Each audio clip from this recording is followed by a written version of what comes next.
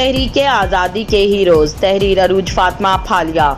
अंग्रेज़ों के हिंदुस्तान पर कब्ज़े के बाद जिस शख्सियत ने सबसे पहले मुसलमानों को अलहदा करार दिया वो सर सैयद अहमद ख़ान हैं। सर सैयद अहमद ख़ान ने मुसलमानों की तालीमी और सियासी मैदान में तरक्की के लिए जद्दोजहद का आगाज़ किया। बरसग़ीर में आज़ादी का बीज बोने का सहरा सर सैयद अहमद ख़ान के सर है। सर सैयद ही वो शख्सियत हैं जिन्होंने दो कौमी नज़रिए के ज़रिए दुनिया भर को आश्कार करवाया कि मुसलमान और हिंदू दो अलग अलग कौमें हैं। यही वो नज़रिया था जो बाद में पाकिस्तान के वजूद का सबब बना। बानी पाकिस्तान कायद-ए-आज़म मोहम्मद अली जिन्ना ने मुस्लिम लीग के झंडे तले मुसलमानों के लिए अलग वतन हासिल करने की जदोजहद की। क़याम पाकिस्तान के बाद पहले गवर्नर जनरल बने।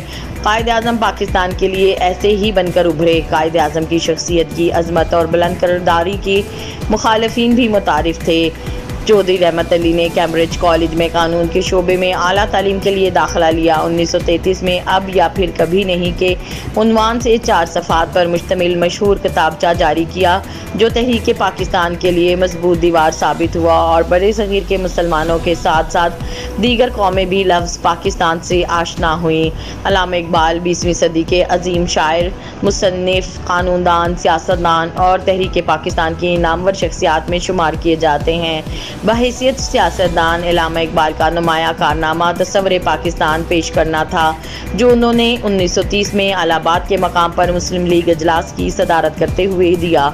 ये तस्वुर बाद में क़याम पाकिस्तान की बुनियाद बना। वो ख्वाब जिसे इकबाल ने देखा वो पूरी मिल्लत की उमंगों और आरज़ुओं का तर्जमान बन गया। अल्लामा मोहम्मद इकबाल ने मुसलमानों को अपनी शायरी के ज़रिए से अलग मुल्क का जज्बा उभारा।